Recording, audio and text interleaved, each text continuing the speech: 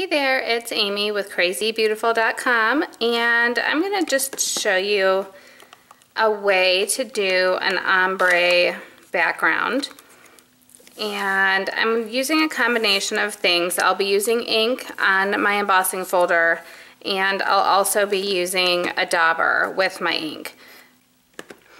I'm going to ink up the top side, which is the side that's doing the impressing, as opposed to the bottom that's sort of receiving it.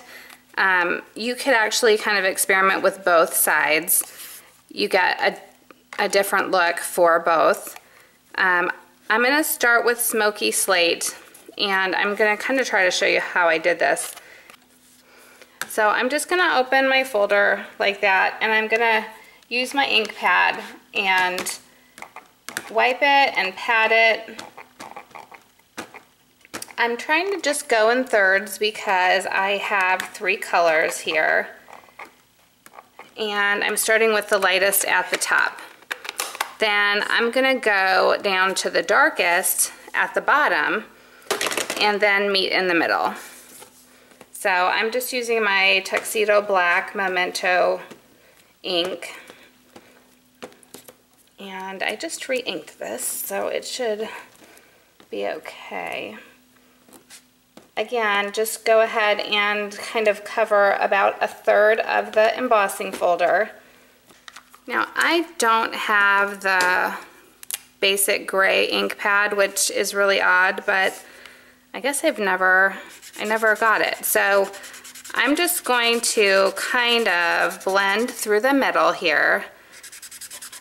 You don't have to go all the way up to the color. So you'll see what we're going to do is we're going to spritz it with our spritzing tool. Okay, grab your spritzing tool. I'm going to do this off camera, but I'm going to tell you I do a full arm's length away, and I hold my embossing folder. Out so it just catches the mist of spray.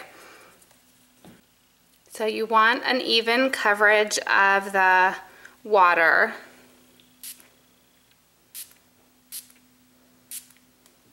So I hold the spritzer in like all the way to my chest, and I hold the folder all the way out.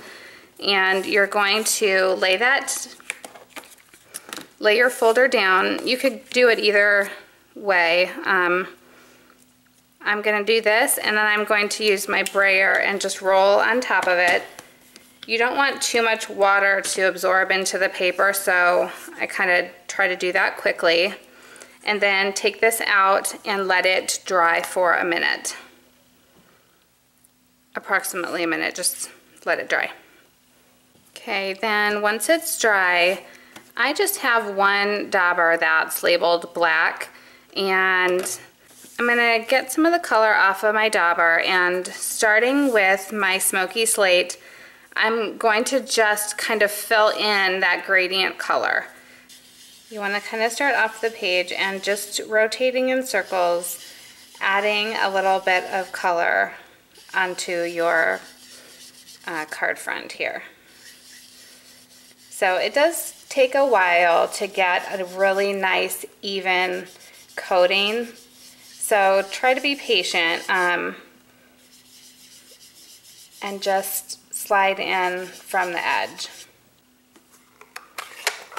Just going to put that away for a minute, and then you can just add some ink like that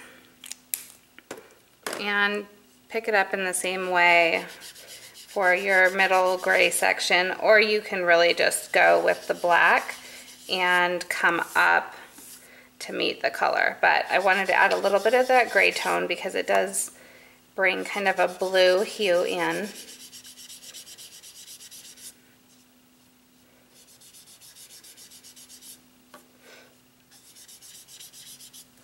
And then finish out with black.